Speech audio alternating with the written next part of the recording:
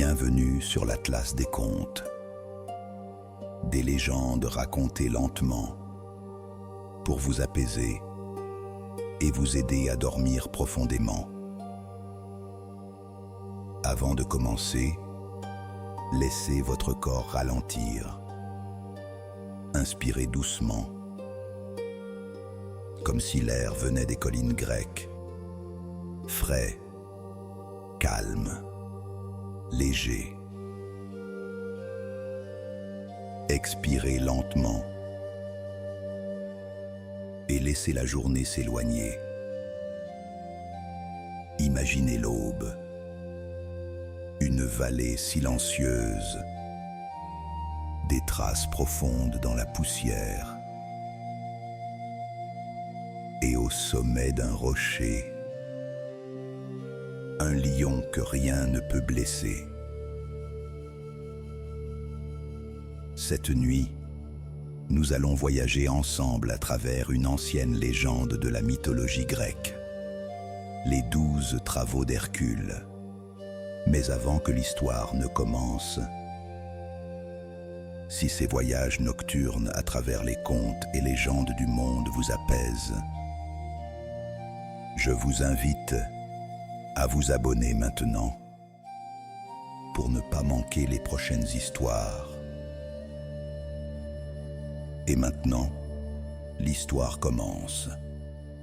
Avant d'être une légende chantée par les poètes, Hercule fut un homme accablé par le poids d'une faute. Fils de Zeus, roi des dieux, et d'Alcmène, mortel au courage discret, il grandit entre deux mondes qui ne s'accordaient jamais. Très tôt, sa force dépassa celle des autres enfants. Il soulevait des blocs qu'aucun adulte ne pouvait déplacer et affrontait les dangers avec une innocence presque lumineuse. Mais la puissance attire les regards, et certains regards portent en eux la jalousie. Héra, épouse de Zeus, ne pardonna jamais à cet enfant d'exister. Elle attendit, patiente comme seules les divinités savent l'être. Elle attendit qu'Hercule devienne un homme, qu'il connaisse la joie, la stabilité, l'amour. Puis elle troubla son esprit d'une brume impitoyable. Quand la folie se dissipa, le silence qui l'entourait était irréversible. Hercule comprit alors que sa force privée de raison avait détruit ce qu'il aimait le plus. Il ne chercha ni justification ni échappatoire. Il marcha jusqu'à Delphes, vers l'oracle d'Apollon. La Pythie parla d'une voix qui semblait venir de très loin. Tu serviras Eurysthée, roi de Mycène. Tu accompliras 12 travaux. Ce ne seront pas des exploits pour la gloire, mais des épreuves pour purifier ton âme. Hercule inclina la tête et accepta. Il ne cherchait pas l'immortalité. Il cherchait un chemin pour continuer à vivre avec lui-même. Ainsi commencèrent les 12 travaux. La vallée de Némée était autrefois fertile et paisible. Les collines ondulaient sous le vent et les troupeaux paissaient sans crainte. Mais un lion gigantesque avait transformé ce paysage en territoire de peur. On disait que sa peau était impénétrable, qu'aucune lance ni aucune flèche ne pouvait l'entailler. Les habitants avaient abandonné leur terre. Hercule arriva à l'aube. Il ne se précipita pas vers la chasse comme un guerrier avide de combat. Il écouta les récits des villageois. Il observa les traces profondes marquant la poussière. Le lion ne tuait pas par folie. Il défendait un territoire. Cette nuance frappa Hercule. Il ne s'agissait pas d'un monstre sans logique, mais d'une force dominante. Quand enfin la créature apparut au sommet d'un promontoire rocheux, le monde sembla se resserrer autour d'eux. Sa crinière captait la lumière comme une flamme sombre. Hercule banda son arc et tira. La flèche frappa le flanc du lion, puis tomba au sol. Une seconde flèche suivit. Même résultat. Le lion rugit et l'écho parcourut toute la vallée. Hercule comprit alors que ce combat ne serait pas celui des armes. Il provoqua la bête, la força à le poursuivre vers une grotte qu'il avait repérée plus tôt. Cette grotte possédait 2 entrées. Avant d'y pénétrer, Hercule roula un immense rocher pour bloquer l'une d'elles. La stratégie était simple: limiter l'espace, limiter les issues. Dans l'obscurité, le combat devint plus intime, presque silencieux. Le lion bondit, puissant, rapide. Hercule esquiva de justesse et saisit la crinière épaisse. Les griffes frappèrent l'air, le sol trembla sous leur lutte. Hercule abandonna toute tentative d'arme. Il passa ses bras autour du cou massif et serra. Ce n'était pas un geste de rage, c'était une décision. Le lion se débattit avec une énergie impressionnante. Mais Hercule tint bon. Peu à peu, la lutte ralentit. Le souffle du lion devint irrégulier. Puis il s'éteignit. Hercule resta longtemps immobile, la main posée sur la crinière. Il ne ressentit pas de triomphe éclatant. Il ressentit une étape franchie. En utilisant les propres griffes de la bête, il détacha la peau invincible et la plaça sur ses épaules. Ce manteau n'était pas un trophée de gloire, c'était un symbole. Il venait d'affronter la force brute et de la transformer en protection. En quittant Némée, il comprit que chaque travail serait un miroir. Chaque créature reflèterait une part de lui-même. Et le prochain reflet serait plus complexe encore. Après la vallée sèche de Némée, Hercule fut envoyé vers un lieu radicalement différent. Les marais de Lerne respiraient une humidité lourde, presque suffocante. La terre y était instable, l'eau stagnante et une brume épaisse s'accrochait aux roseaux comme si le paysage refusait d'être vu clairement. C'est là que vivait l'hydre, créature issue d'anciennes forces, plus ancienne peut-être que les cités humaines elles-mêmes. On racontait qu'elle possédait plusieurs têtes et que pour chaque tête tranchée, 2 repoussaient aussitôt.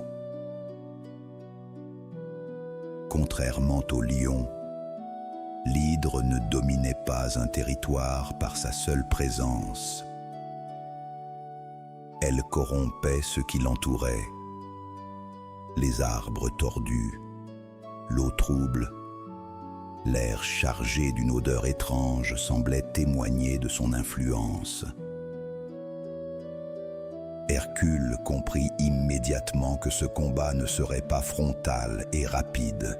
Il choisit de ne pas partir seul. Iolaos, son neveu, l'accompagna. Jeune mais déterminé, il ne cherchait ni gloire ni renommée. Il voulait soutenir son oncle dans une épreuve qui dépassait la simple démonstration de force. Cette décision marquait déjà une évolution. Hercule acceptait désormais l'aide d'un autre. Quand l'hydre surgit enfin des eaux sombres, elle ne bondit pas. Elle s'éleva lentement, son corps massif ondulant comme une rivière vivante.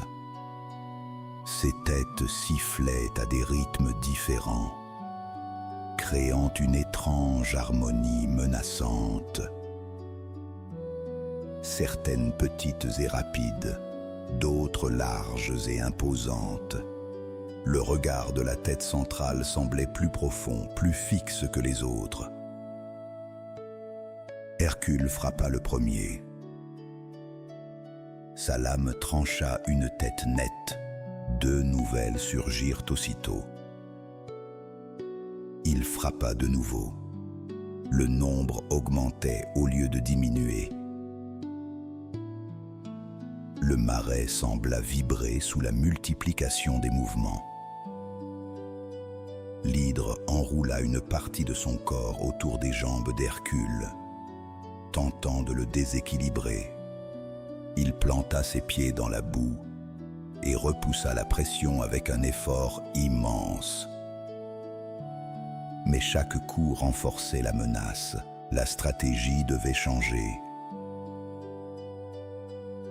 « Le feu, dit-il à Iolaos. » Le jeune homme comprit immédiatement. À chaque tête tranchée, Iolaos approcha une torche ardente et cautérisa la plaie avant qu'elle ne puisse se refermer. Cette fois, rien ne repoussa. Un équilibre venait d'être trouvé. Le combat devint méthodique. Couper, brûler, empêcher la multiplication. Peu à peu, le nombre de têtes diminua. Il ne resta bientôt plus que la tête centrale. Plus large, plus sombre, elle ne semblait pas craindre la lame. Hercule concentra toute son attention sur elle. Il trancha d'un coup précis, mais la tête, séparée du corps, continuait de frémir. Immortel, Hercule creusa profondément dans une zone de terre ferme, loin des eaux stagnantes. Il y déposa la tête encore vivante et fit rouler un rocher gigantesque par-dessus. Le sol vibra quand la pierre trouva sa place définitive. Le marais retrouva peu à peu son silence. Hercule resta un moment à contempler l'eau redevenue immobile. Ce travail lui avait enseigné quelque chose d'essentiel. Certains problèmes ne diminuent pas sous la force répétée. Ils grandissent. Il fallait comprendre leur nature pour les résoudre. Il enduisit ses flèches du sang de l'hydre, conscient de la puissance nouvelle qu'il portait désormais. Mais l'arme la plus précieuse qu'il rapportait n'était pas le venin. C'était la certitude qu'il n'avait pas triomphé seul. Et cette reconnaissance changeait la manière dont il se percevait. Il n'était plus simplement une force isolée. En quittant Lerne, il sentit que ses travaux n'étaient pas seulement des combats extérieurs. Il restructurait son esprit. Le prochain défi pourtant ne serait ni violent ni empoisonné. Il exigerait quelque chose de plus rare encore. La patience absolue. Ainsi commença le troisième travail. Après les eaux troubles de Lerne, Hercule fut envoyé vers des terres plus lumineuses. Les montagnes de Cérynie s'élevaient sous un ciel clair, traversées de forêts profondes et de rivières vives. Le contraste avec les marais était saisissant. Pourtant, ce travail n'était pas plus simple. Il exigeait une forme de maîtrise bien différente. La biche de Cérynie n'était pas une créature monstrueuse. Elle possédait des cornes d'or pures et des sabots d'airain. Elle était consacrée à Artémis, déesse de la chasse. Hercule devait la capturer vivante. La moindre blessure pourrait provoquer la colère divine. Il aperçut la biche pour la première fois à l'aube. Sa silhouette se découpait entre les arbres comme une lueur mouvante. Elle semblait presque irréelle, rapide et légère. Quand Hercule fit un pas, elle s'élança et la poursuite commença. Elle ne dura pas un jour, ni une semaine. Elle dura des mois. À travers forêts épaisses, plateaux rocheux, vallées profondes, les saisons changèrent. L'été céda la place à l'automne.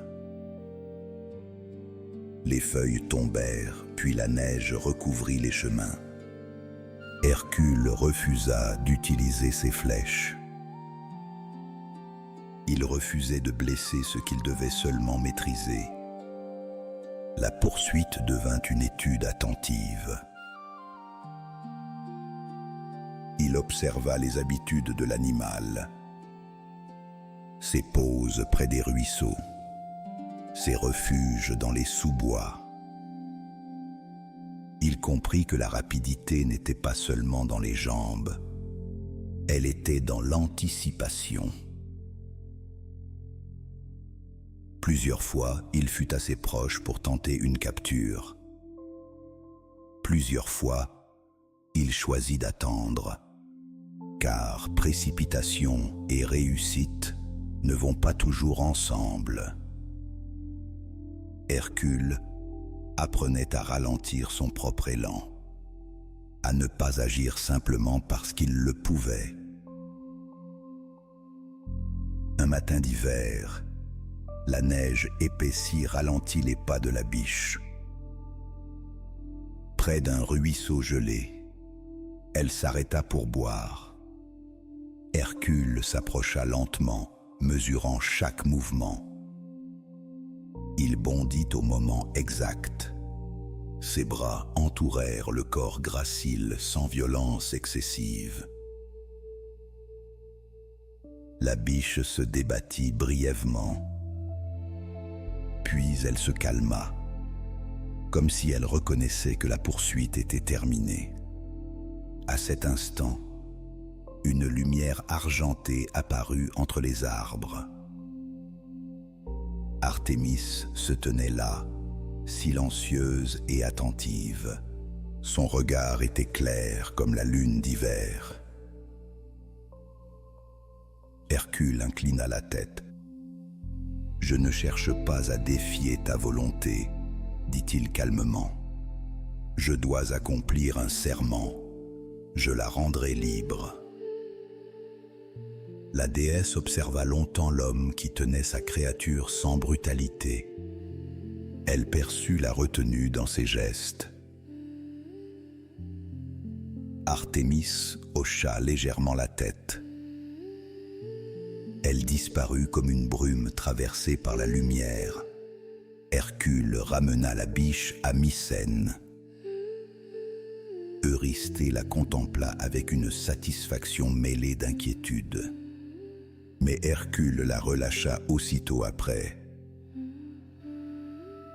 Ce travail n'avait laissé ni cicatrice ni cri de victoire. Il avait laissé autre chose. La certitude que la force la plus difficile à maîtriser est la sienne. Hercule comprenait désormais que la patience pouvait être plus exigeante que le combat. Et cette compréhension le transformait profondément. Il avait affronté la force brute à Némée. Il avait appris la stratégie à Lerne. À Sérigny, il apprit la retenue. Mais le prochain travail le ramènerait vers une puissance plus impulsive, une énergie sauvage qu'il faudrait canaliser. Ainsi commença le 4e travail. Après la patience des montagnes de Sérigny, Hercule fut envoyé vers des terres plus rudes. Le mont Érymanthe dominait une région sauvage, couverte de forêts épaisses et de ravins escarpés. Les vents y soufflaient sans obstacle, portant des échos étranges entre les arbres. Un sanglier gigantesque y semait la désolation. Il ne se contentait pas de défendre un territoire. Il descendait des hauteurs pour ravager les cultures, briser les clôtures et disperser les troupeaux. Sa force était brutale, imprévisible. Contrairement au lion de Némée, il ne cherchait pas à régner.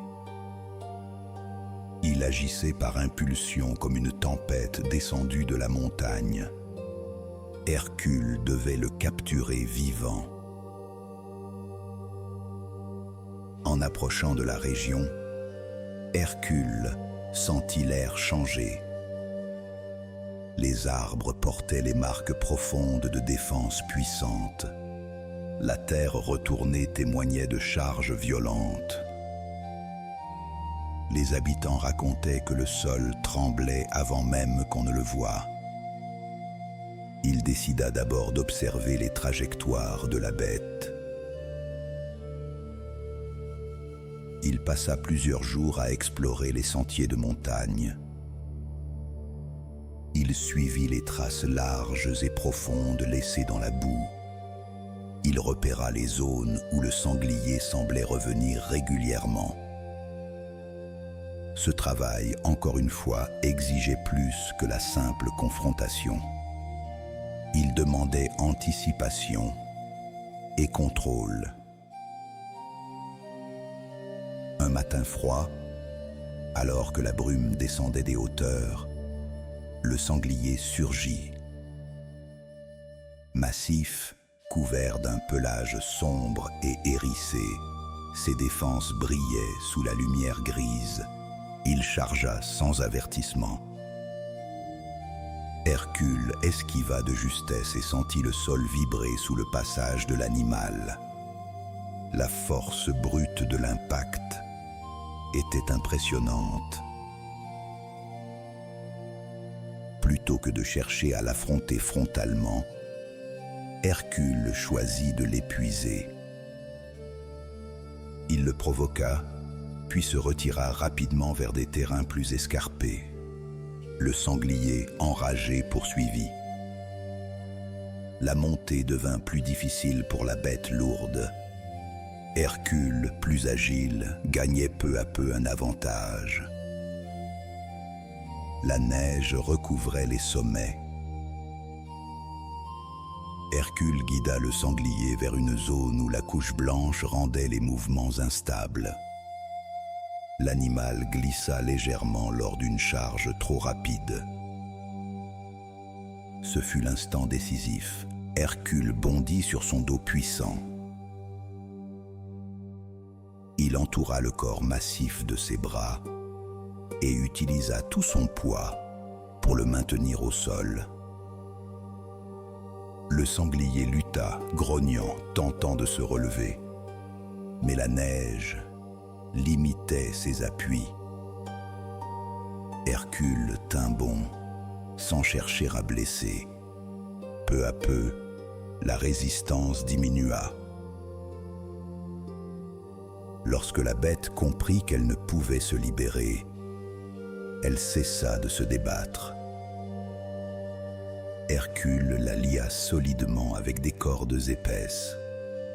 Il contempla un instant l'animal captif. Il n'éprouvait pas de haine, seulement la conscience d'avoir dompté une énergie incontrôlée. Le retour à Mycène fut impressionnant. Les habitants observaient avec stupéfaction l'animal gigantesque maîtrisé sans être détruit. Eurysthée, dit-on, préféra se cacher à la vue de la créature. Hercule relâcha le sanglier loin des habitations après la présentation. La montagne retrouva son calme. Ce quatrième travail avait renforcé une leçon essentielle. La force peut être détournée, guidée, contenue. Elle n'a pas toujours besoin d'être anéantie. Hercule sentait que chaque épreuve transformait sa manière d'utiliser sa puissance. Il devenait plus mesuré, plus réfléchi. Mais le travail suivant ne serait pas une confrontation avec un être vivant. Il mettrait à l'épreuve son endurance et son ingéniosité, car parfois, le défi ne vient pas d'une créature, mais d'une tâche que personne n'ose accomplir. Ainsi commença le cinquième travail. Quand Hercule quitta les pentes froides de l'Érymanthe, il porta avec lui une fatigue étrange. Ce n'était pas la fatigue des muscles, mais celle d'un homme qui comprend que chaque victoire change sa manière de respirer. Le lion lui avait appris la confrontation. L'hydre lui avait appris l'adaptation. La biche lui avait appris la retenue. Le sanglier lui avait appris à canaliser l'élan. Il s'attendait donc, en revenant vers Mycène, à un nouveau monstre, une nouvelle montagne, une nouvelle menace. Mais Eurysthée, plus inquiet que jamais de voir Hercule réussir, choisit une autre forme de piège. Cette fois, il ne lui donna pas une bête à vaincre. Il lui donna une tâche destinée à l'humilier. Quelque chose qu'on ne chante pas dans les poèmes. Quelque chose qui pourtant peut briser un homme plus sûrement qu'une griffe. Tu iras chez Augias, déclara le héros, car Eurysthée n'osait plus parler au héros en face. Tu nettoieras ses écuries en une seule journée. Hercule resta immobile. Il pensait mal entendre. Nettoyer une écurie n'avait rien d'impossible pour un homme fort. Mais l'écurie d'Augias n'était pas une écurie ordinaire. Augias, roi riche et sûr de lui, possédait des troupeaux innombrables. Des milliers de bêtes, disait-on, et aucune n'avait manqué d'orge ou d'eau depuis des années. Mais cette prospérité avait un revers que personne ne voulait toucher. Les écuries n'avaient pas été nettoyées depuis des décennies. 30 ans, murmurait-on, comme si le chiffre lui-même portait mauvais présage. Hercule marcha vers Élis, là où le domaine d'Augias s'étendait en prairies grasses. Plus il approchait, plus l'air changeait. Une odeur lourde, constante, se glissait dans le vent. Ce n'était pas une menace, pas un rugissement, pas un sifflement. C'était l'odeur obstinée de ce que tout le monde préfère ignorer. Et Hercule comprit l'intention de son roi. le rabaisser. Augias le reçut avec une assurance presque amusée. Il était entouré de serviteurs propres, de tissus clairs, d'objets brillants. Le contraste avec son domaine souillé était presque comique. « Alors, fils de Zeus, dit-il, on t'envoie jouer au palefrenier ?» Hercule ne répondit pas à la provocation. Il se contenta de demander à voir les écuries. Quand les portes furent ouvertes, la réalité frappa comme un mur. La masse accumulée occupait l'espace comme une seconde architecture. La paille pourrie, les couches épaisses, tout semblait s'être figé en une sorte de paysage intérieur. Même les bêtes, pourtant habituées, marchaient avec précaution, comme si le sol lui-même pouvait les trahir. Les ouvriers d'Augias baissèrent les yeux, honteux ou résignés. La tâche n'était pas seulement immense, elle semblait contraire à la dignité d'un héros. Et c'était précisément ce que voulait Eurysthée. Hercule sentit un mouvement en lui, la colère, l'orgueil, l'envie de prouver. Puis il respira. Il avait déjà appris à Cérynie que céder à l'élan immédiat est parfois le vrai piège. Il fit le tour des bâtiments. Il observa les murs, la pente du terrain, la proximité des champs. Surtout, il regarda au loin deux rivières, l'Alphée et le Péné. Elles roulaient leur eau avec une patience infinie. Là, il sentit une idée naître, une idée simple et brillante comme une lumière dans une pièce sale. Si les hommes ne pouvaient pas nettoyer, alors la nature le ferait. Augias, intrigué, suivait ses mouvements. Hercule revint vers lui et parla d'un ton calme. « Si j'accomplis cette tâche en une journée, tu m'accorderas une récompense. » Augias éclata de rire, certain que l'étranger se berçait d'illusions. « Très bien, répondit-il, 1/10 de mes troupeaux. » Il pensait ne jamais avoir à tenir cette promesse. Hercule se mit au travail, mais pas comme tout le monde l'attendait. Il ne prit ni pelle ni seau.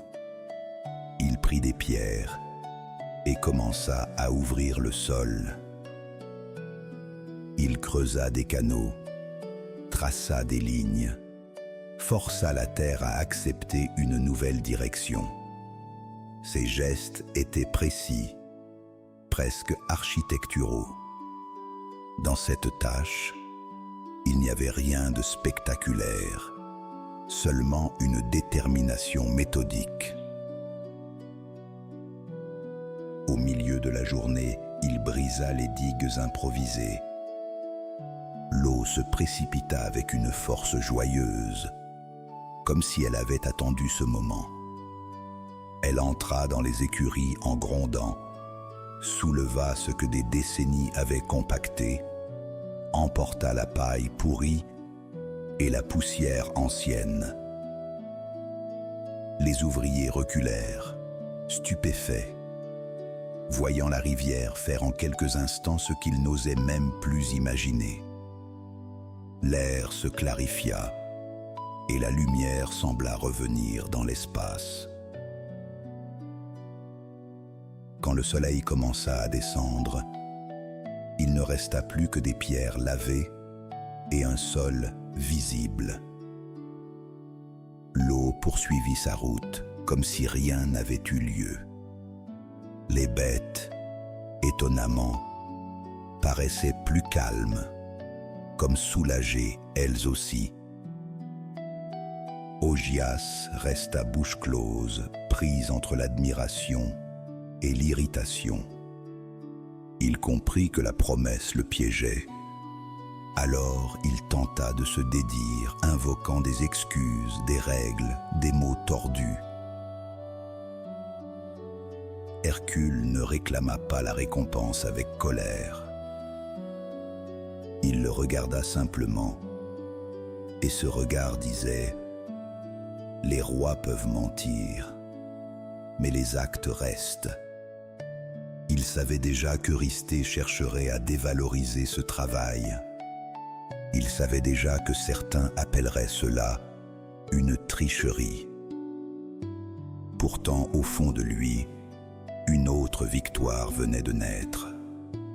Il avait prouvé quelque chose à lui-même. Il pouvait transformer une humiliation en démonstration d'esprit. Sur le chemin du retour, Hercule sentit son fardeau changer de forme. Il n'était plus seulement l'homme qui terrasse, il devenait l'homme qui résout. Et cette nuance, discrète, allait compter par la suite, car le 6e travail n'allait pas seulement le confronter à un danger. Il allait lui demander de rétablir l'équilibre d'un lieu entier, comme s'il devait nettoyer non plus une écurie, mais un ciel. Ainsi commença le 6e travail. Après Hélice et les écuries rendues à la lumière, Hercule repartit avec une sensation étrange. Il avait vaincu sans frapper, seulement en comprenant le terrain. La force était restée en lui, disponible. Mais ce jour-là, il avait surtout utilisé la clarté. Eurysthée, lui, n'avait retenu qu'une chose. Hercule triomphait encore. Et chaque triomphe resserrait le piège que le roi croyait tendre. Le nouvel ordre fut prononcé comme une sentence. Va au lac Stymphale, fais taire les oiseaux. La formule paraissait simple. Mais quand Hercule demanda quel type d'oiseau terrorisait un peuple entier, le messager hésita, comme si nommer ces créatures leur donnait déjà du pouvoir. Hercule prit la route vers l'Arcadie.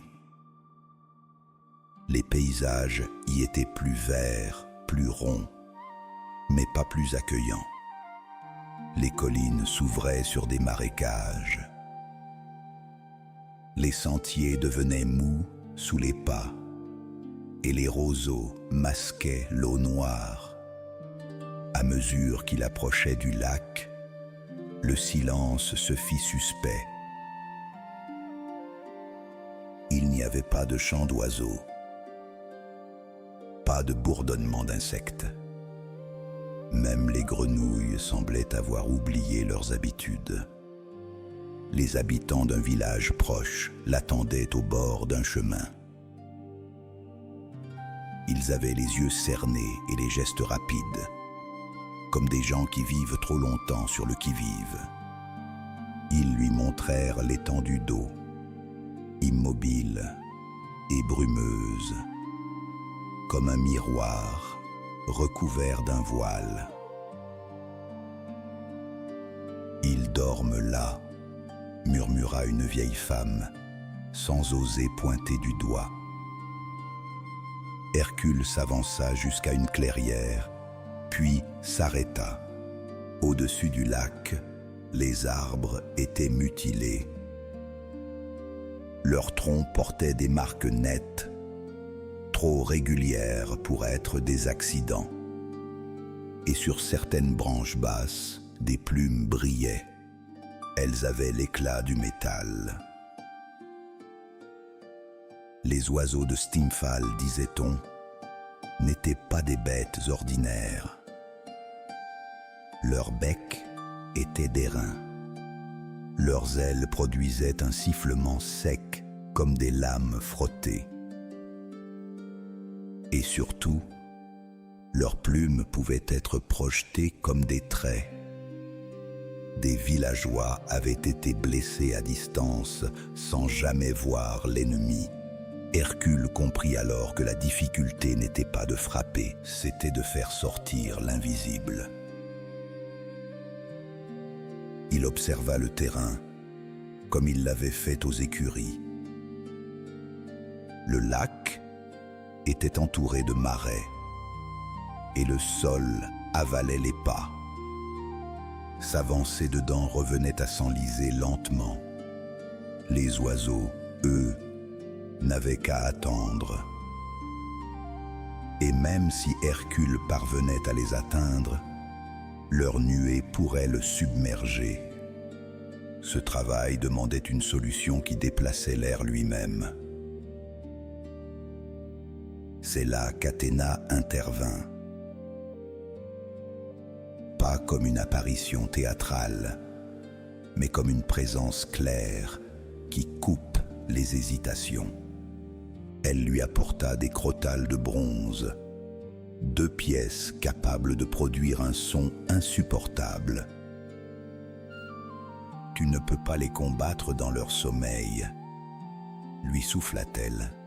« Fais-les se montrer, et quand ils se montreront, ne laisse pas la panique guider ton bras. » Son regard était un rappel, la ruse, ici, valait mieux que la force.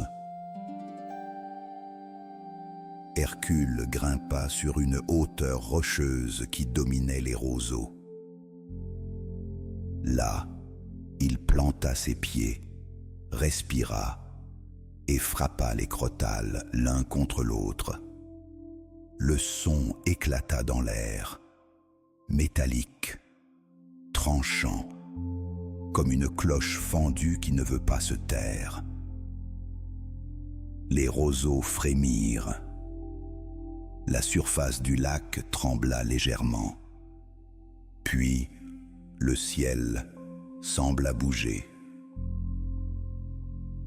Une nuée s'éleva. Des dizaines, puis des centaines d'oiseaux jaillirent du marais comme s'ils étaient expulsés par la terre elle-même. Le bruit de leurs ailes était dur, rapide, presque mécanique. Leurs silhouettes tournaient autour de lui, formant des cercles nerveux. À chaque passage, l'air vibrait d'un sifflement. Hercule comprit qu'ils n'étaient pas seulement effrayés, ils étaient furieux d'être dérangés. Il ne chercha pas à les affronter dans un chaos aveugle. Il continua le son, encore et encore, pour les tenir à distance et les forcer à monter plus haut. Quand ils furent assez exposés, il saisit son arc. Ses flèches, enduites du venin de l'hydre, n'avaient pas besoin de frapper beaucoup. Il tira avec précision, sans excès, comme un chasseur qui vise l'équilibre plutôt que le carnage. Plusieurs oiseaux tombèrent dans l'eau, et le reste de la nuée recula, déstabilisé. Les oiseaux ne comprenaient pas la logique d'un homme qui contrôlait le rythme. Ils attaquèrent encore, puis hésitèrent, puis se dispersèrent par vagues. Certains s'enfuirent vers les montagnes. D'autres cherchèrent refuge plus loin, comme si le son avait déplacé leur territoire. L'air au-dessus du lac, progressivement, redevint respirable. Le silence revint, mais cette fois ce n'était plus un silence de menace, c'était un silence rendu. Les villageois s'approchèrent, d'abord lentement, comme s'ils craignaient un piège. Puis ils osèrent regarder le lac, et leurs épaules s'abaissèrent enfin. Un jeune homme ramassa une plume tombée sur la terre sèche. Elle brillait toujours, mais dans sa main, elle n'était plus qu'un objet. Hercule sentit une satisfaction calme. Il avait chassé un danger sans avoir à transformer le lieu en champ de ruines. Il avait rendu l'espace à la vie. Sur le chemin du retour, il réfléchit à ce que ces oiseaux représentaient. Ils étaient une menace née d'un déséquilibre, installée là parce que personne ne pouvait la déplacer. Et lui, par un simple son, avait changé la forme du ciel. Il comprit que les travaux n'étaient pas qu'une suite d'épreuves. Ils étaient une éducation imposée, parfois injuste, mais réelle. Chaque tâche l'obligeait à devenir un homme plus complet. Quand il revint à Mycène, Eurysthée n'osa pas commenter longtemps. Le roi voulait des humiliations, mais il recevait des preuves. Et plus Hercule accomplissait, plus l'horizon des travaux semblait changer. Car le 7e ne se déroulerait pas en Arcadie, ni même sur le continent. Il exigerait une traversée, un autre monde, une île où la mer elle-même aime tester les serments. Ainsi commença le 7e travail. Après les brumes du lac Stymphale, Hercule crut retrouver un peu de simplicité. Il avait rendu un territoire au calme, et les villageois avaient recommencé à respirer sans lever la tête à chaque battement d'aile. Mais à Mycène, l'air n'était jamais léger longtemps. Eurysthée, crispé par la peur et l'humiliation, cherchait maintenant un défi qui éloignerait Hercule de la Grèce, comme si la distance pouvait enfin le rendre vulnérable. Le nouvel ordre tomba. Bref, Crète ramène le taureau, vivant. Hercule releva la tête. La Crète n'était pas une rumeur lointaine. C'était un nom chargé de récits. Palais labyrinthique, roi fier, offrandes à la mer. Et au centre de ces récits, un taureau lié au dieu par une promesse mal tenue. La traversée fut déjà une transition. Après les collines de l'Arcadie, Hercule se retrouva sur une mer ouverte, où le vent n'a pas d'obstacle et où chaque vague vous rappelle votre petitesse. Les marins qui l'emmenaient parlaient peu. Ils connaissaient l'histoire. Poséidon avait offert un taureau splendide au roi Minos, à condition qu'il soit sacrifié en retour. Minos, séduit par la beauté de l'animal, l'avait gardé. Alors le dieu avait frappé la Crète d'un désordre. Le taureau était devenu incontrôlable. Quand Hercule posa le pied sur l'île, il sentit la différence tout de suite. L'air était plus chaud, plus chargé d'odeurs de sel et d'herbes sèches. La lumière, plus directe, semblait blanchir les pierres. Au loin, des collines se dessinaient comme des dos de bêtes endormies. Il fut conduit jusqu'à Knossos, où Minos régnait encore avec cette autorité douce des souverains habitués à être obéis. Minos observa Hercule comme on observe une décision des dieux, avec prudence. « Je sais pourquoi tu es venu, dit le roi, et je ne te retiendrai pas, mais je te préviens, le taureau n'est plus un animal, c'est un avertissement. » Hercule inclina légèrement la tête. Il n'était pas venu pour juger Minos. Il était venu pour réparer, à sa manière, les conséquences d'un serment brisé. Minos lui indiqua les plaines où l'animal errait, et des hommes l'accompagnèrent à distance, trop effrayés pour s'approcher. Ils le trouvèrent au matin, dans une vallée ouverte. Le taureau avançait lentement, comme s'il possédait la terre. Son pelage clair captait le soleil, et par instants, sa peau semblait presque lumineuse. Ses cornes étaient larges, parfaitement courbes. Mais ce n'était pas sa beauté qui glaçait. C'était la tension dans tout son corps.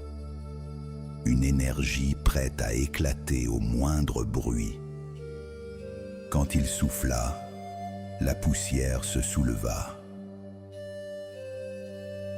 Hercule ne s'approcha pas immédiatement. Il observa son rythme, ses arrêts, la manière dont il relevait la tête pour sentir le vent. Ce taureau n'était pas seulement fort, il était nerveux, presque blessé par le monde. Et Hercule comprit quelque chose. L'animal était devenu dangereux non par nature, mais par une colère qui lui avait été imposée. Ce travail ne devait pas être une punition contre la bête, il devait être une maîtrise. Quand il s'avança enfin, le taureau réagit aussitôt. Un mouvement brusque, un grattement du sabot, puis la charge. La vitesse fut stupéfiante. Hercule se déplaça sur le côté au dernier instant, sentant l'air se couper. Le sol vibra quand l'animal passa. Les hommes derrière reculèrent, prêts à fuir. Hercule, lui, resta calme.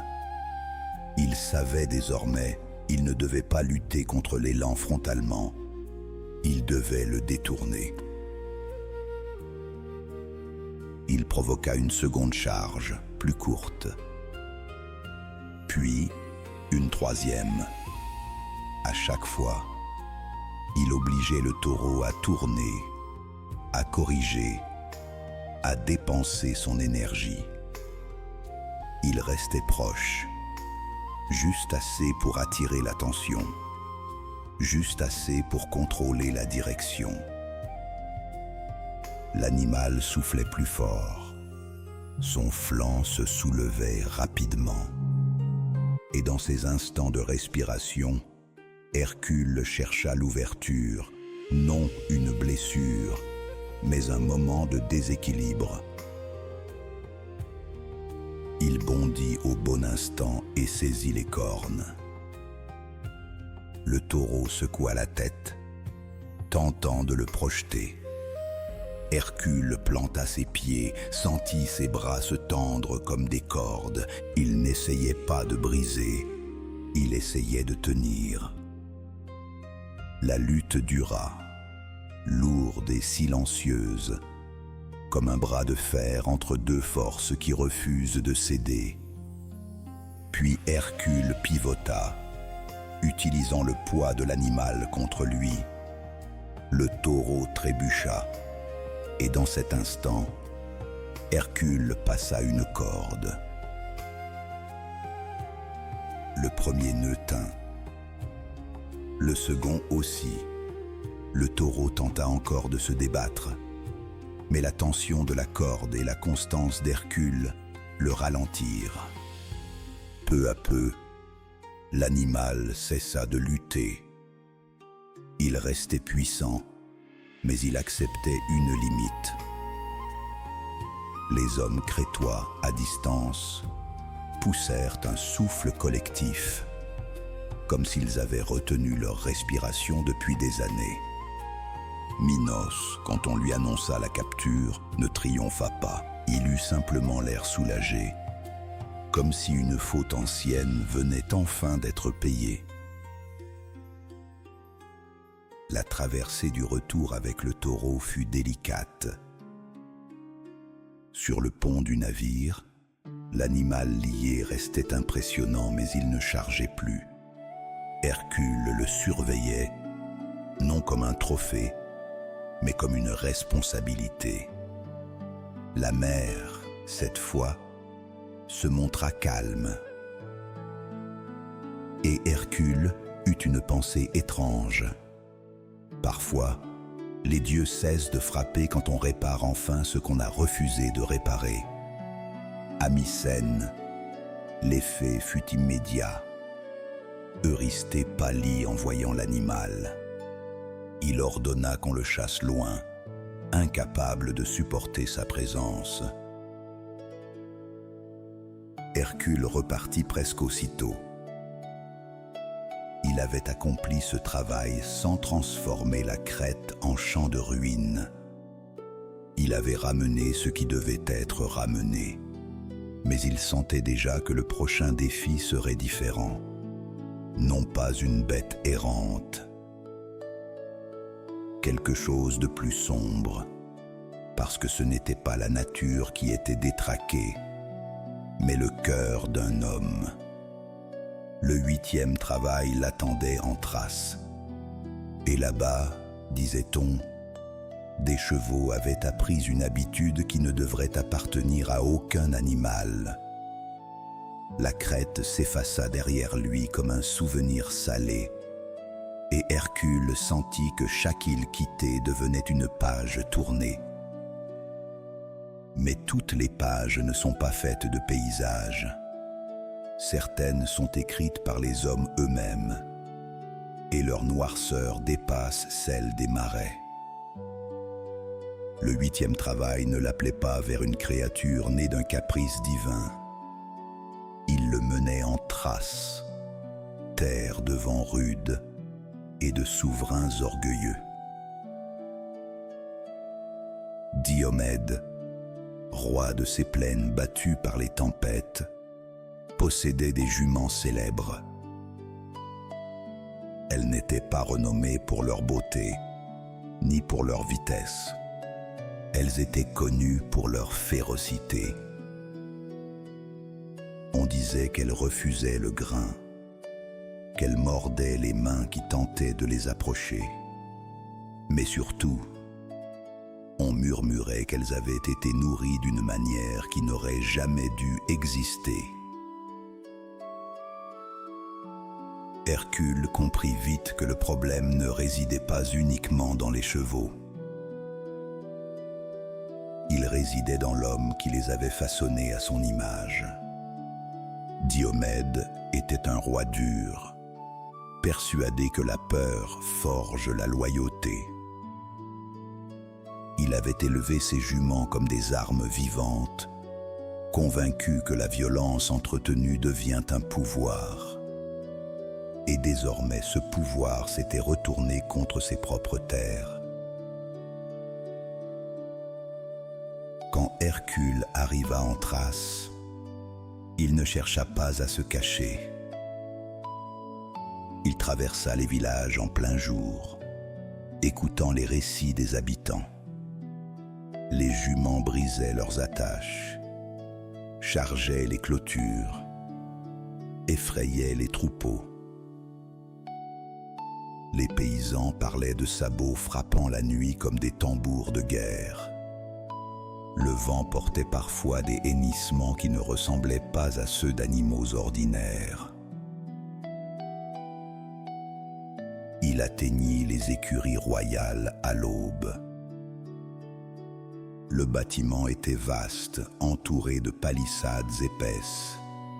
Des gardes montaient la garde, nerveux, plus effrayés par ce qu'ils protégeaient que par ce qui pourrait attaquer.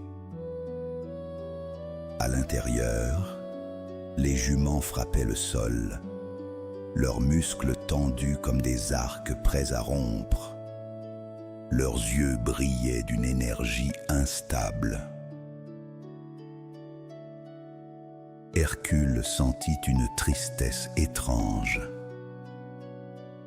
Ce n'était pas la faute des bêtes si on les avait élevées dans la brutalité. Elles répondaient simplement à ce qu'on leur avait appris.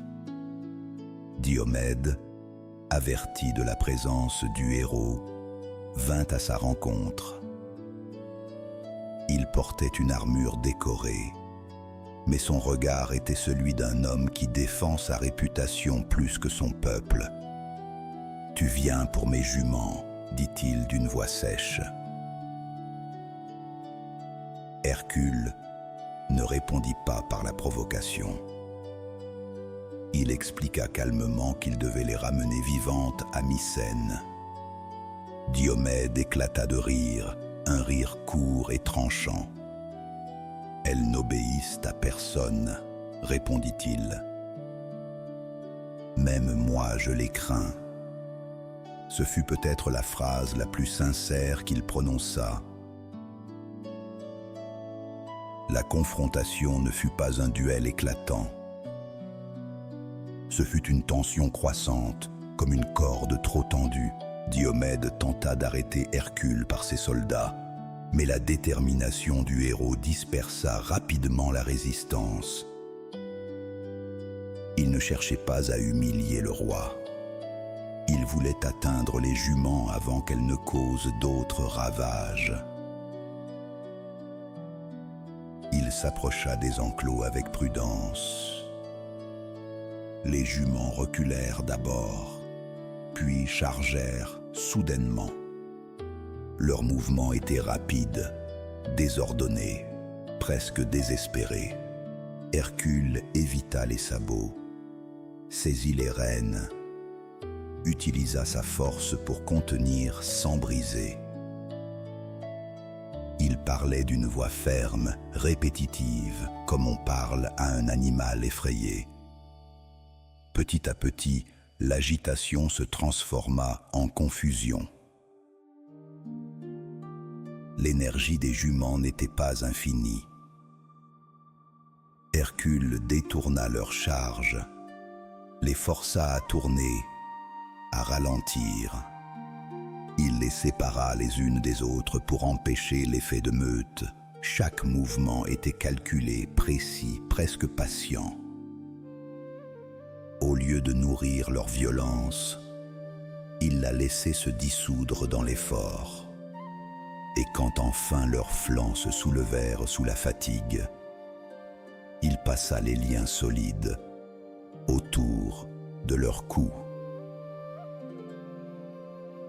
Diomède tenta une dernière résistance, mais son autorité s'effritait. Son propre peuple comprenait que ses juments n'étaient plus une fierté, mais une menace. Le roi fut finalement mis à l'écart par ceux qui l'avaient gouverné par la peur.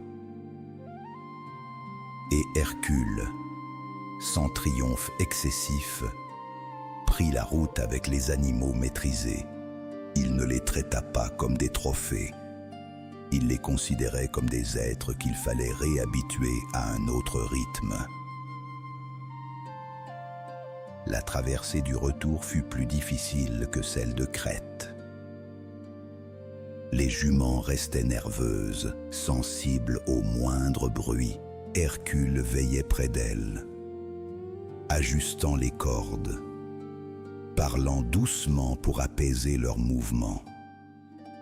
Il savait que ce travail ne serait vraiment accompli que si elles cessaient de répondre à la peur par la violence. À Mycène, Eurysthée recula à leur vue encore une fois. Il ordonna qu'on les confie à d'autres terres, loin de lui. Hercule, en quittant la cité, sentit que ce travail l'avait marqué différemment. Il avait affronté non une bête née d'un mythe, mais une brutalité façonnée par un homme. Et cela le troubla davantage, car il comprenait désormais que le désordre ne vient pas toujours des dieux ou des monstres. Il naît parfois des décisions humaines, répétées jusqu'à devenir une habitude. Le 9e travail l'attendait déjà, et il ne s'agirait plus d'animaux, il s'agirait d'un symbole. Après la Thrace et ses plaines battues par les vents, Hercule sentit que la nature des épreuves évoluait encore. Il avait affronté la force, la multiplication, l'élan sauvage, la corruption lente, le ciel troublé et la brutalité humaine. Chaque travail avait déplacé une frontière en lui. Mais cette fois, il ne s'agissait ni d'un marais, ni d'une écurie, ni d'une bête indomptable. Il s'agissait d'un objet, et derrière cet objet, d'un peuple fier. Eurysthée formula l'ordre avec une précision presque calculée. « Apporte-moi la ceinture d'Hippolyte, reine des Amazones. » La ceinture n'était pas un simple ornement. Elle symbolisait l'autorité, la légitimité, la confiance accordée à une souveraine par son peuple. La réclamer revenait presque à exiger un acte de soumission. Les Amazones vivaient loin des cités grecques, sur les rives du Thermodon. Elles formaient une société indépendante, organisée, disciplinée. Leur réputation mêlait admiration et crainte. On racontait qu'elles combattaient avec une précision remarquable et qu'elles défendaient farouchement leur autonomie. Hercule comprit que ce travail n'était pas une simple mission. C'était une rencontre. Il prit la mer une fois encore. Les vents furent favorables, comme si les dieux eux-mêmes observaient cette épreuve avec curiosité. À l'approche du territoire amazonien, le paysage changea. Des forêts ouvertes, des plaines vastes et des silhouettes à cheval apparaissaient au loin, surveillant chaque mouvement. Hercule ne vint pas en conquérant, il demanda audience. Hippolyte se présenta entourée de ses guerrières. Elle portait une armure légère, adaptée au mouvement, et la ceinture qu'il devait obtenir brillait à sa taille. Son regard était direct, dépourvu de crainte ou d'hostilité immédiate. Elle observait Hercule comme on observe une question. « Pourquoi viens-tu » demanda-t-elle simplement. Hercule expliqua sa tâche sans détour. Il parla des travaux, du serment, de la nécessité de poursuivre jusqu'au bout. Il ne chercha pas à dissimuler la part d'humiliation que certains ordres contenaient. Hippolyte écouta en silence. Elle comprenait le langage du devoir. Elle connaissait la pression des attentes. À la surprise de beaucoup, elle ne réagit pas par la colère. Elle savait que la ceinture représentait son autorité, mais elle savait aussi qu'un symbole peut être partagé sans être perdu. Après un moment, elle déclara qu'elle était prête à la lui remettre, en signe de respect pour son courage et sa franchise. Le geste était noble. Il transformait une exigence en échange. Mais Héra, observant de loin, ne pouvait tolérer une résolution paisible. Elle sema le doute parmi les Amazones, murmurant que l'étranger venait enlever leur reine, que sa demande cachait une trahison. La rumeur se répandit plus vite que la vérité. Des guerrières s'armèrent, leurs chevaux frappant le sol. L'atmosphère bascula. Ce qui devait être un échange devint une tension fragile. Hercule sentit le changement. Il ne voulait pas que ce travail devienne un affrontement inutile. Il leva les mains, tentant d'apaiser les soupçons. Hippolyte comprit immédiatement l'origine du trouble. Elle parla à son peuple avec autorité, rappelant qu'elle seule décidait. Son assurance calma progressivement l'agitation. Le tumulte se dissipa comme une vague qui se retire. Hippolyte retira sa ceinture et la tendit à Hercule. « Que ton travail t'enseigne autant que nos regards, » dit-elle. Ce n'était pas un acte de soumission. C'était un signe de confiance entre deux chefs qui reconnaissaient leurs responsabilités. Hercule inclina la tête en signe de respect. Le départ se fit sans bataille. Les Amazones observèrent l'étranger s'éloigner avec un mélange de curiosité et de considération. Hercule, de son côté, comprit que la véritable difficulté avait été de maintenir la paix face à la manipulation. Ce travail lui montrait que la force peut aussi être contenue dans un geste retenu. La ceinture qu'il portait n'était pas un trophée arraché, c'était un symbole transmis. À Mycène, Eurysthée reçut l'objet avec une satisfaction forcée. Il espérait une histoire de conquête. Il reçut un récit d'équilibre, et cela le déstabilisa plus encore. Hercule, lui, sentait que les travaux devenaient de plus en plus vastes. Le prochain l'emmènerait vers l'extrémité du monde connu.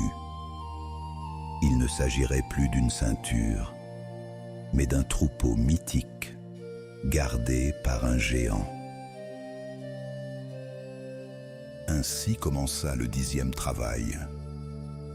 Après les plaines du Thermodon et l'échange respectueux avec Hippolyte, Hercule sentit que l'horizon s'ouvrait plus loin encore. Les travaux n'étaient plus seulement des épreuves locales, ils devenaient des traversées. Eurysthée, cherchant à l'éloigner toujours davantage, formula cette fois une mission qui semblait toucher aux limites du monde. « Ramène-moi le bétail rouge de Gérion. »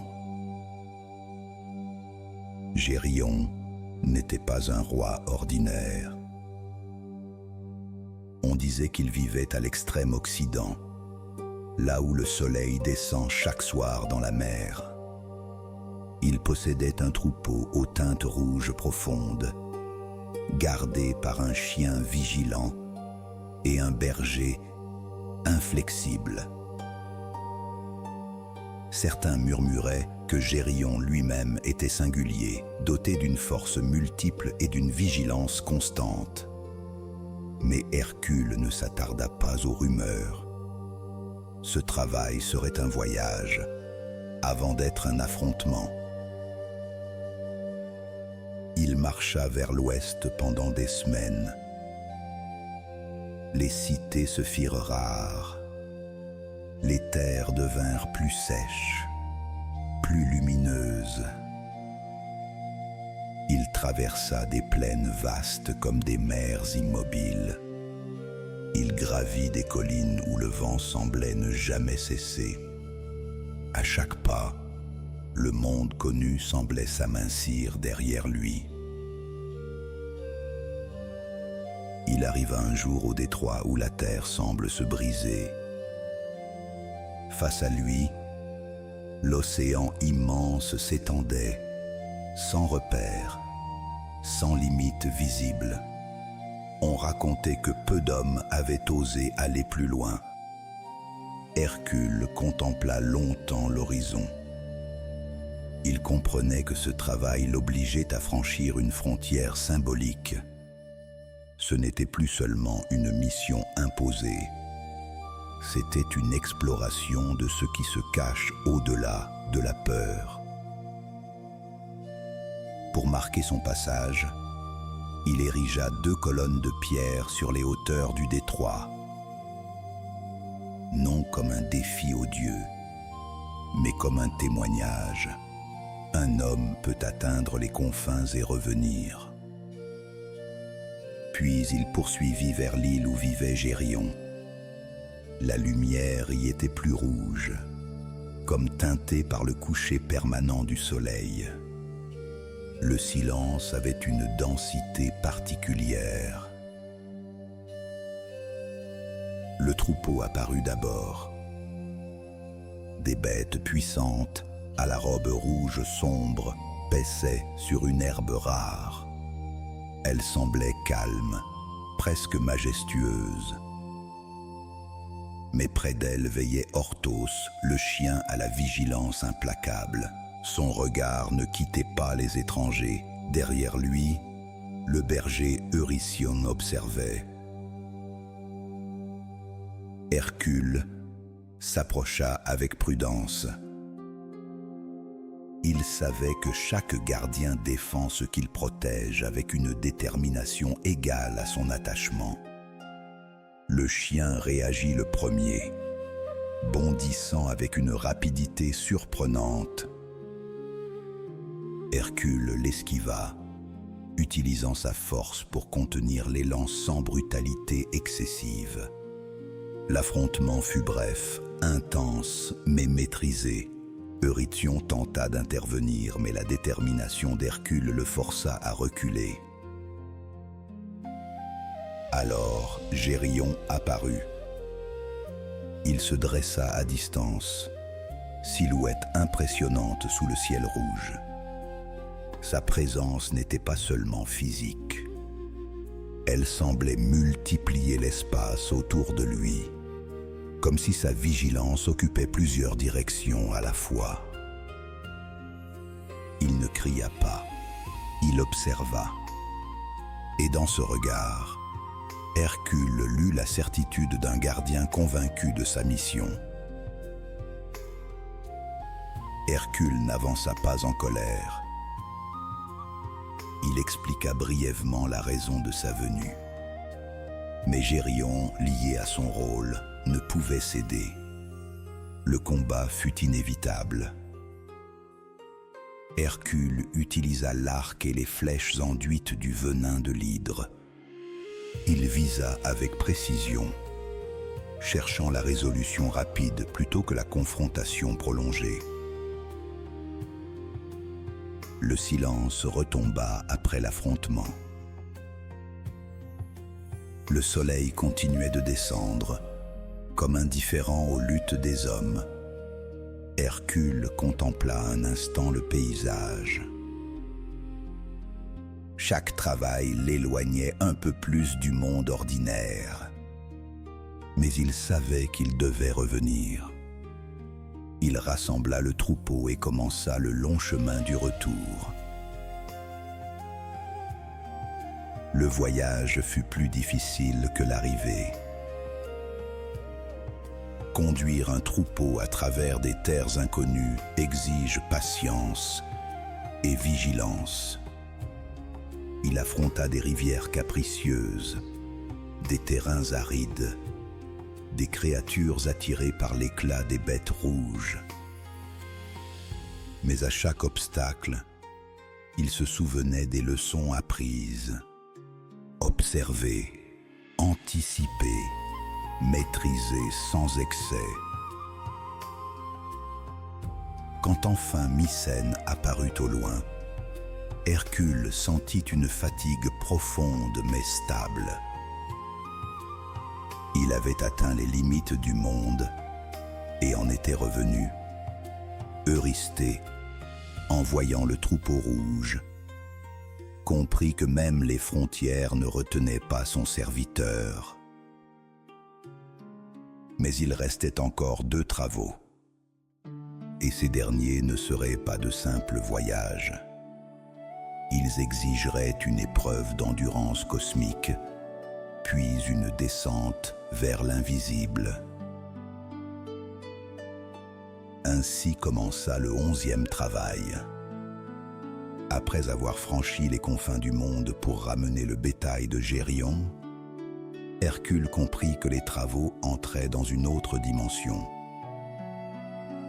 Il n'était plus question seulement de terres lointaines ou de créatures redoutables. Il s'agissait désormais de ce qui appartient aux dieux. Eurysthée formula l'ordre avec une prudence nouvelle, comme s'il craignait lui-même ce qu'il demandait. « Apporte-moi les pommes d'or du jardin des Hespérides. » Ces fruits n'étaient pas ordinaires. Ils avaient été offerts par Gaïa à Héra lors de son union avec Zeus. Ils poussaient dans un jardin sacré, à l'extrémité occidentale du monde. Leur éclat promettait immortalité et perfection. Ils étaient gardés par les Hespérides, nymphes vigilantes, et par un dragon ancien nommé Ladon. Hercule comprit que ce travail serait moins une lutte qu'une quête de connaissance. Il ne savait pas où se trouvait exactement ce jardin. Contrairement aux travaux précédents, aucun villageois ne pouvait indiquer la route. Il interrogea voyageurs et marins, consulta des ermites, observa les étoiles. Chaque réponse semblait renvoyer plus loin encore vers l'ouest. Le monde devenait moins précis à mesure qu'il avançait, mais Hercule avait appris que l'incertitude n'est pas un mur, seulement un passage plus étroit. Au cours de sa quête, il rencontra des figures étranges et anciennes. Certaines lui offrirent des indications vagues, d'autres des énigmes à résoudre. Il délivra Prométhée, enchaîné à son rocher, en brisant ses liens. Le Titan reconnaissant lui indiqua enfin une voie plus claire. « Seul Atlas peut t'aider, dit-il. » Et ce nom résonna comme une montagne. Atlas portait le ciel sur ses épaules. Son corps immense soutenait la voûte céleste depuis des âges. Quand Hercule le trouva, il ne vit pas un ennemi. Il vit une fatigue plus ancienne que la sienne, une endurance qui dépasse toute mesure humaine. Le géant tourna lentement son regard vers lui. Hercule exposa sa demande. Atlas, surpris par l'audace, proposa un échange. Il irait chercher les pommes lui-même, à condition qu'Hercule porte le ciel pendant son absence. L'offre était risquée. Porter la voûte céleste n'était pas un jeu d'équilibre, mais Hercule accepta. Quand Atlas transféra le poids du firmament, Hercule sentit une pression indescriptible. Ce n'était pas seulement un poids physique, c'était la conscience du mouvement des astres, du passage des saisons, de l'ordre fragile du monde. Ses jambes tremblèrent un instant, puis se stabilisèrent. Il comprit que sa force, jusqu'ici tournée vers la terre, devait maintenant soutenir le ciel. Le temps s'étira, chaque respiration devenait un effort. Atlas revint enfin avec les pommes d'or. Elles brillaient d'une lumière chaude, presque vivante, mais le Titan, goûtant la liberté retrouvée, déclara qu'il préférait laisser Hercule porter le ciel pour toujours. Un piège silencieux. Hercule, épuisé mais lucide, comprit qu'il devait répondre par l'intelligence plutôt que par la confrontation. Il feignit l'acceptation. « Permets-moi seulement d'ajuster ma position, dit-il calmement. » Atlas, confiant, reprit le ciel pour quelques instants. Hercule saisit alors les pommes d'or. Il remercia le Titan d'un signe respectueux. Et avant qu'Atlas ne puisse réagir, il s'éloigna, non par moquerie, mais parce que l'échange avait trouvé son équilibre.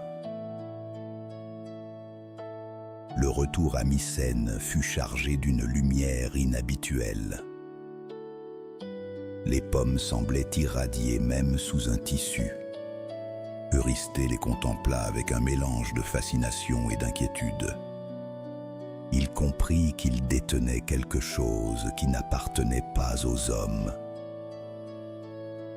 Rapidement, il ordonna qu'on les rende aux divinités, comme si garder un fragment d'immortalité risquait de troubler l'ordre établi.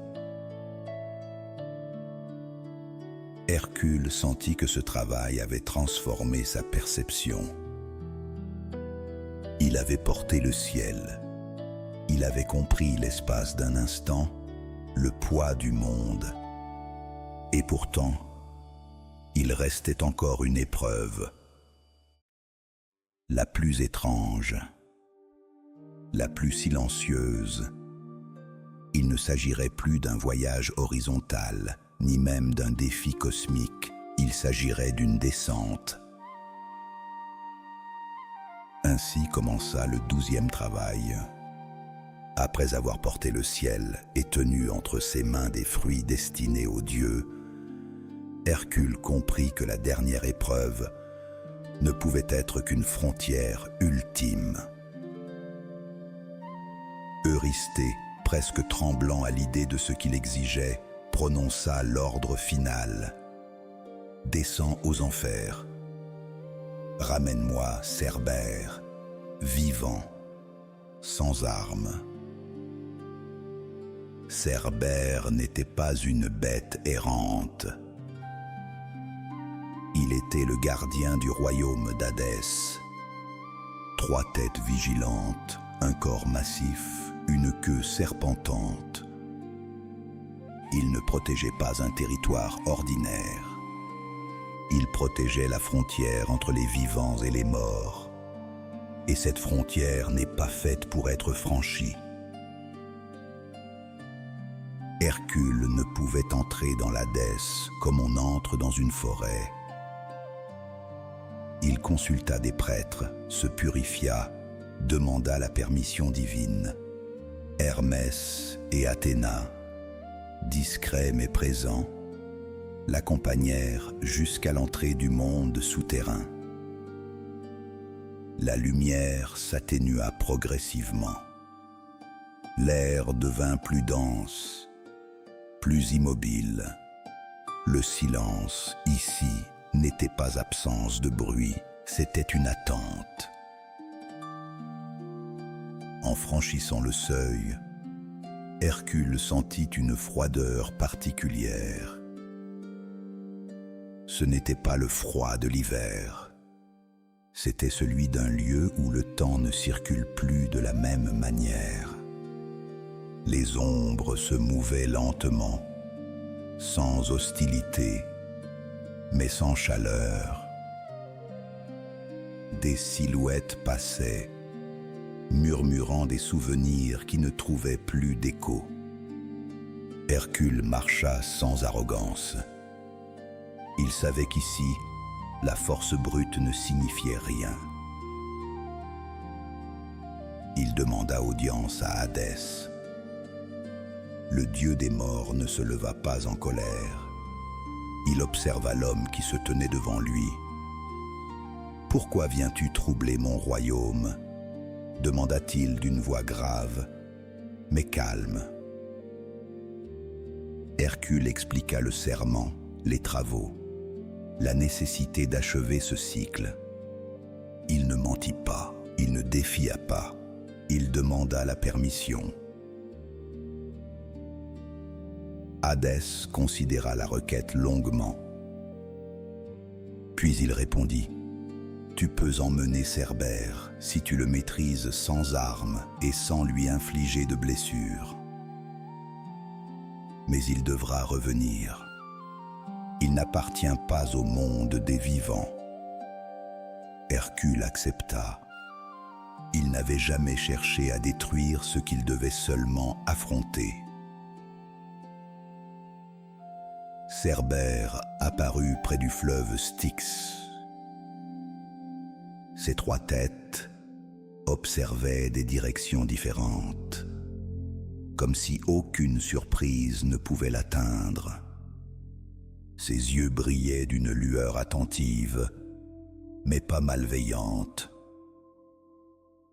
Il accomplissait sa tâche. Hercule s'avança lentement, les mains ouvertes. Il ne cria pas, ne chargea pas. Il attendit le mouvement. La première tête grogna doucement. La seconde observa en silence. La troisième se pencha, comme pour juger la distance. Puis Cerbère bondit. Hercule accueillit l'élan, absorbant le choc avec son propre poids. Il passa ses bras autour du cou central, cherchant une prise ferme mais non destructrice. Le combat fut intense, mais différent de ceux du passé. Ce n'était pas une lutte pour la domination. C'était une lutte pour la maîtrise. Cerbère se débattit, ses têtes tentant de mordre, de désorienter. Mais Hercule ne le frappa. Il serra, ajusta, respira avec le rythme de la bête. Peu à peu, la résistance diminua. Cerbère comprit que cet homme ne cherchait pas à le blesser. Il cherchait seulement à le contenir, et dans cette retenue, une forme d'équilibre s'installa.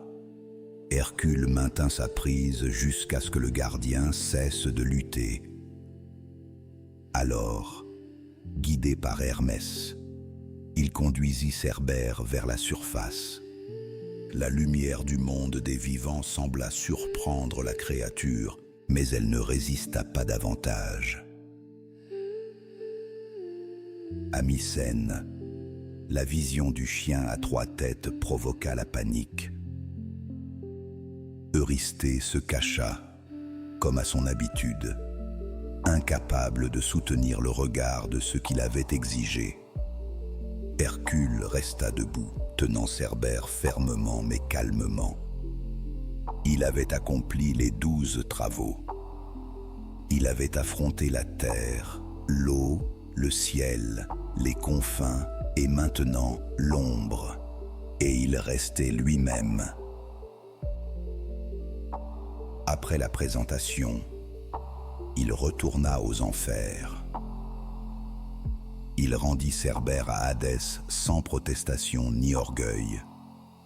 Le gardien reprit sa place, comme si rien n'avait été interrompu. Hercule franchit une dernière fois le seuil vers la lumière.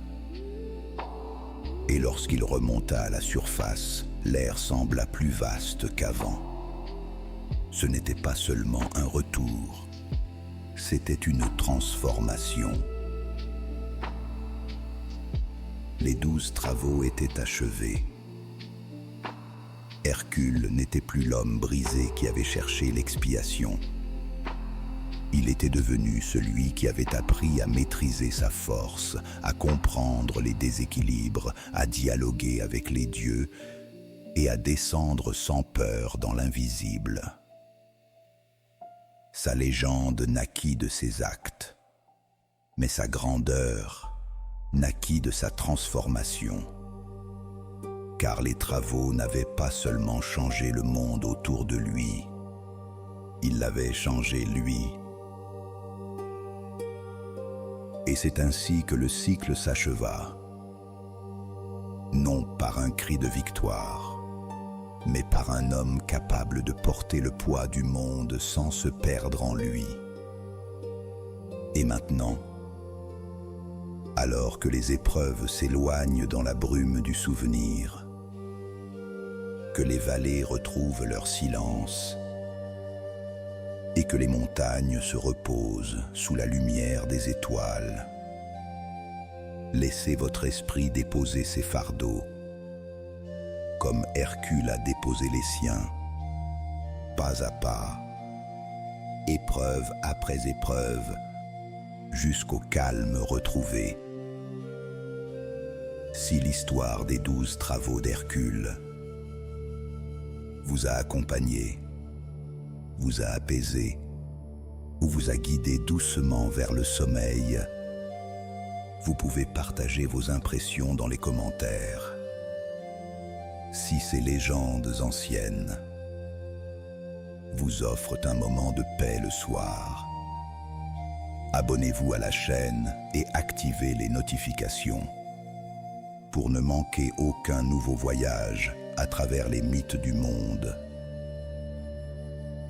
Et si cette traversée à travers les épreuves vous a permis de relâcher la pression de la journée, un simple j'aime est une belle façon de soutenir ce travail et de permettre à ces récits anciens de continuer à résonner doucement dans le calme des nuits. Le conteur vous remercie de votre écoute et vous souhaite une douce et agréable nuit.